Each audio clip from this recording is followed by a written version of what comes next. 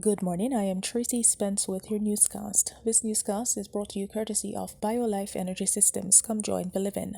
Call them at 800-875-5433. USA Credit Repair, the key to beautiful credit. You may call them at 800-786-1330. Cruising with the Case Handler, a show on personal injury and immigration, weekdays 9:30 a.m., on Saturdays 7 p.m. and 12 noon on Sundays. And Supreme Power Homes, call them at 800-493-9002. Now for the news in details.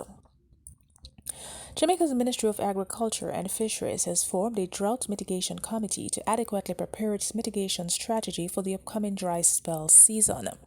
Making the disclosure, Portfolio Minister Floyd Green said the committee will consist of members of the Rural Agricultural Development Authority (RADA), the National Irrigation Commission Limited, and the Meteorological Service of Jamaica. He was speaking at a ceremony to hand over 1,300 bags of special blend fertilizers valued at $2 million to farmers worst affected by heavy rain 6 weeks ago at the Newport First and Jamaica Limited Wherry Wharf operations in Kingston last week. Green also indicated that $40 million will be earmarked to refurbish water catchment facilities across the island to assist farmers with water during periods of drought. Jamaica's former Education Minister, Ruel Reid, Caribbean Maritime University President Fitz Pinnock, and their co-accused will hear on February 4 whether the corruption case against them will be dismissed. A decision was expected on Friday. However, the matter was adjourned following an additional submission by the prosecution and the defense. Chief Parish Judge Chester Crooks said he needed more time to make a decision.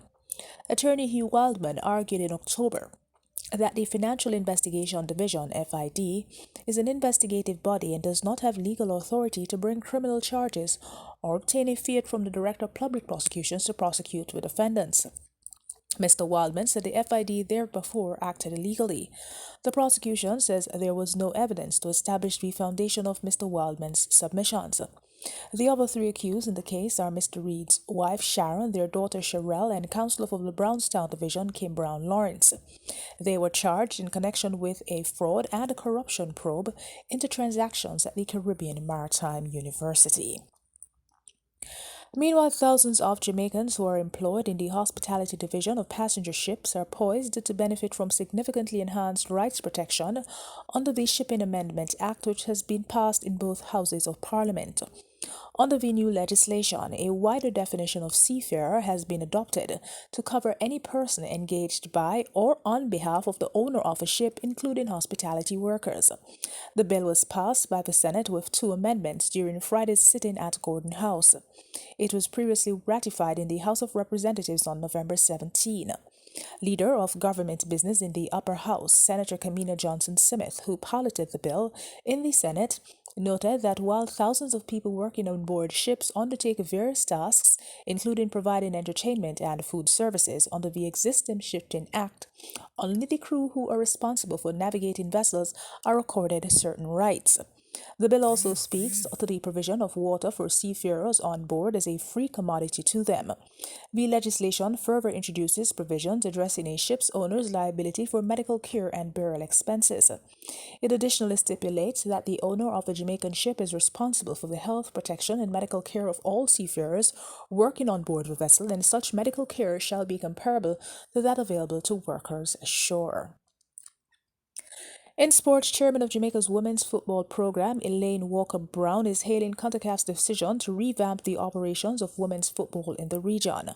On Thursday, the Regional Confederation announced the structure of a new women's football calendar, which will begin in 2021 and include major centralized summer tournaments in 2022 and 2024. The CONCACAF Council approved the structure of new competitions with the aim of transforming women's national team football across the entire confederation along similar lines as obtained in the Men's Gold Cup tournament. And that is it for the news. This newscast came to you courtesy of BioLife Energy Systems. Come join the living. Call them at 800-875-5433. USA Credit Repair, the key to beautiful credit. You may call them at 800-786-1330. Cruising with the Case Handler, a show on personal injury and immigration, weekdays 9:30 a.m., on Saturdays 7 p.m. and 12 noon on Sundays.